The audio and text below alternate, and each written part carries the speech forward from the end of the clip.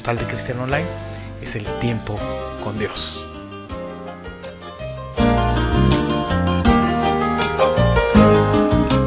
Bien amigos, ya estoy de regreso con ustedes y bueno, pues vámonos rápido a este espacio. Tiempo con Dios. Hoy hemos estado leyendo el libro de Mateo. En su capítulo 17 del 14 al 27, que corresponde hoy esta lectura, que es en base a esta lectura pues hacemos una breve reflexión de lo que estamos leyendo, lo que nos dice la palabra de Dios aquí. En estos versículos dice así, en el versículo, repito, del capítulo 17 del 14 al 27, cuando llegaron el gentío vino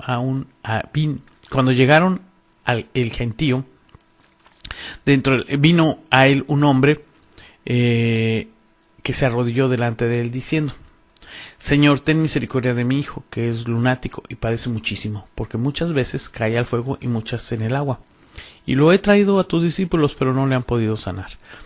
Respondiendo Jesús, dijo: Oh generación incrédula y perversa, ¿hasta cuándo he de estar con vosotros? ¿Hasta cuándo os he de soportar? Tráedmelo acá. Y reprendió Jesús al demonio, el cual salió del muchacho, y éste quedó sano desde aquella hora. Vinieron entonces los discípulos aparte diciendo: ¿Por qué nosotros no pudimos echarlo fuera? Jesús le dijo: Por vuestra poca fe. Porque de cierto os digo que si tuvieren fe como un grano de mostaza, diréis a este monte: pásate de aquí allá, y se pasará, y nada os será imposible. Pero este género no sale sino con oración y ayuno. Estando ellos en Galilea, Jesús les dijo: El Hijo del Hombre será entregado en manos de hombres, y le matarán, mas el tercer día resucitará. Y ellos se entristecieron en gran manera. Cuando llegaron a Capernaum, vinieron a Pedro los que cobraban las 2 dracmas, y le dijeron: Vuestro maestro no paga las 2 dracmas. Él dijo: Sí, y al entrar en la casa, Jesús le habló primero diciendo: ¿Qué te parece, Simón? Los reyes de la tierra, ¿de quiénes cobrarán los tributos, o los impuestos, de sus hijos o de los extraños? Pedro le respondió: de los extraños. Jesús le dijo: Luego los hijos están exentos. Entonces, sin embargo, para no ofenderles, ve al mar y echa en el anzuelo, y el primer pez que saques, tómalo, y al abrirle la boca hallarás un estatero. Tómalo y dáselo por mí y por ti.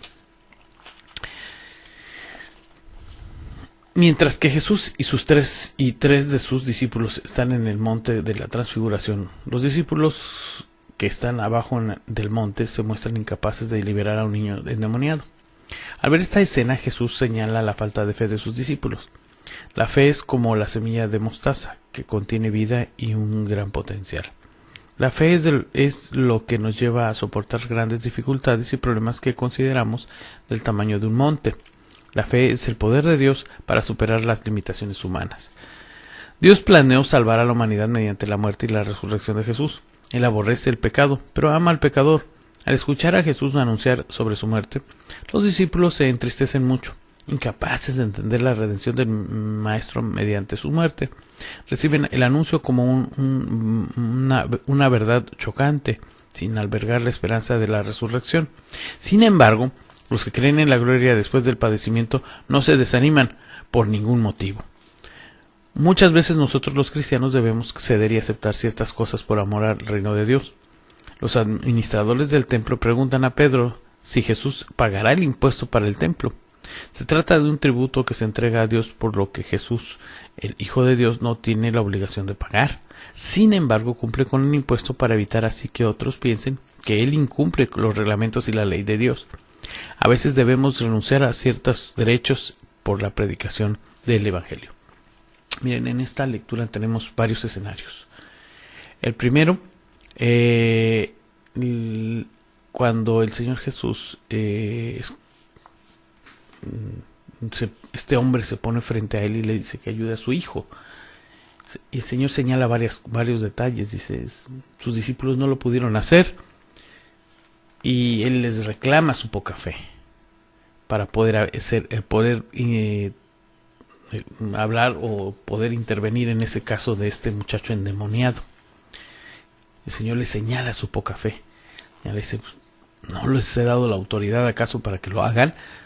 no tienen la fe suficiente, y entonces hace esa comparación, dice, si tu fe fuera como del tamaño de una semilla de mostaza, que por cierto la semilla de mostaza es una semilla muy pequeña y que una vez que da fruto y crece se genera un árbol medianamente de muy buen tamaño, que proporciona muy buena sombra, por cierto. Entonces, si tuvieras fe como un grano de mostaza, moverías montañas. Y no pudieron hacer esto. Los regañan, les llama la atención.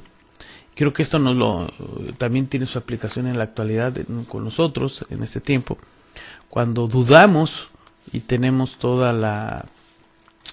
a veces en aras de la ciencia y de la tecnología, creemos que somos como que muy buenos y tenemos hoy la tecnología máxima a nuestro alcance. Sin embargo, yo a veces, me he tomado la libertad de hacer la comparación de que la tecnología que tenían hace 400 años y que se sentían dueños del mundo, la que tenían hace 200, la que tenían hace 100, y hoy, dentro de 500 años, lo que nosotros sabemos va a ser, vamos a ser tachados como ignorantes en muchísimas cosas. Pero bueno, en este caso el Señor Jesús los exhorta, los llama a que tengan fe. También Él hace un anuncio, Él ratifica nuevamente su plan, el plan redentor de Él, que tiene que cumplirse, que entre ello implica que va a ser crucificado, que va a ser, anuncia su muerte, y los entristece a ellos. Dicen, a ver, Señor Jesús, me estás diciendo que te van a matar, que te van a crucificar.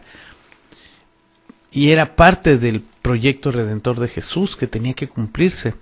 Por otro lado, también vemos al Señor Jesús, que es confrontado por los religiosos de la época, que le dicen, ¿y que acaso tú no vas a pagar tus impuestos? Tu maestro, le dicen a Pedro, y que él no va a pagar los 2 dracmas, o el impuesto o la ofrenda que exigía la iglesia para cooperar, la cooperación que se pedía. Si él era el Hijo de Dios, ¿qué necesidad tenía de cooperar? Pero para no entrar en conflicto, dicen, te los voy a dar. E incluso se presenta ahí un evento también muy emblemático y que tiene una implicación muy grande. A lo mejor el tiempo no me alcanza, pero le dice a Pedro, ve, pesca, Pedro, y de la boca del pez que tú saques, vas a tener las monedas que vas a ir a depositar. Dice, ¿qué tiene que ver esto con? Tengo que ir a pescar y tomar el recurso para ir y entregárselo a la iglesia. Y tiene mucha simbología esto, porque dicen que de la boca de los peces, en la boca de los peces está el recurso. Y cuando hablamos del Evangelio, hablamos de hombres que fueron a pescar, hablan de pescadores, de hombres que salieron a pescar. Los apóstoles o los discípulos del Señor Jesús eran pescadores de hombres, y utiliza la figura del pez, y el Señor Jesús manda a pescar a Pedro, y en la boca de los peces está el recurso para que tú sigas adelante o cubras los impuestos que hay que pagar a la iglesia, para tampoco yo contrariarlos y hacer esto.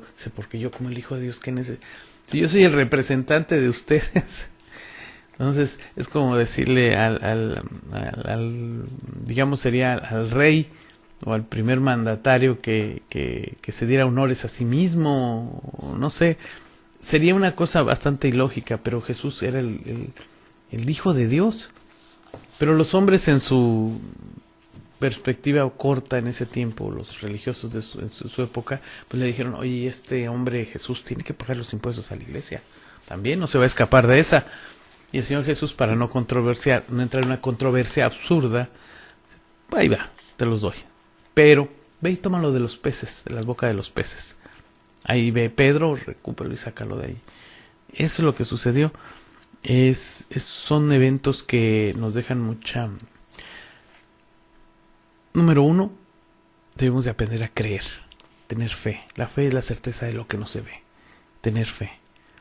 A Dios nadie lo ha visto, ni usted ni yo. Yo no lo he visto en persona. Digo, el día que lo vea, yo creo que me muero de la impresión. Pero bueno, a Dios nadie lo hemos visto. En vida nadie lo ha visto. y tenemos que creer que ahí está Él, obrando y trabajando por nuestra vida. Fe para también pensar y estar conscientes de que Él ha de proveer lo necesario para nuestro quehacer. Reconocer que Él tenía y tiene y cumplió con un proyecto, con un plan en el cual, un plan maestro, en el cual Él tenía que experimentar la muerte por las faltas, los pecados de la humanidad, para poder entrar en darnos la puerta, darnos la llave de la salvación a usted y a mí. Por otro lado, nos enseña también a no entrar en controversia y a confiar en que Él proveerá todo lo necesario. Tenemos siempre dudas y miedos y nos avasallan, y miren, muchas veces en muchas circunstancias nos sentimos temerosos de si es correcto o no es correcto hacer algo, si lo que Dios pone en nuestro corazón es lo adecuado. Yo lo invito para que, si usted tiene dudas, como todas seguramente las podemos tener, pero en algún tema específico, ore a Dios, pida dirección, búsquelo, busque su dirección y seguramente le va a marcar la ruta y el camino. Hay cosas que a veces nos desafían a la lógica. Muchas veces la lógica nos diría que no, lo debemos o no lo debemos hacer. Pero cuando Dios es el que va delante de usted y lo va representando, no habrá nada que lo detenga. De ahí que por eso les dijo a los discípulos, no tienen fe, por eso no logran las cosas. Tenemos que ver con fe, tenemos que ver con nuestros ojos de fe. Tenemos que confiar en que hay una palabra, un compromiso que Dios hizo con nosotros, que nos va a proveer lo necesario para seguir adelante. A lo mejor hoy tenemos algún desafío, algún reto, hay algo en su vida de usted que está reflejando, que va a tener un impacto y trascendencia en la misma. Yo le invito a que lo busquemos a Dios en oración. Número 1. Pidamos dirección. Las cosas no se dan solas. También tenemos que poner nuestra parte. Y estoy seguro que Él le va a dar la orientación correcta para lo que usted necesita. Le va a dar la dirección a lo que usted tiene que hacer. Tal vez sea cambiar de ruta, tal vez no sea por ahí, o probablemente sí, no lo sé. Finalmente cada uno tiene que hacer ahora sí diría, hacer sus consultas. Y Dios nos dará la respuesta y lo mejor para usted y para mí, para toda su familia y sus seres queridos. Eso es lo que nos ha traído hoy el tiempo con Dios.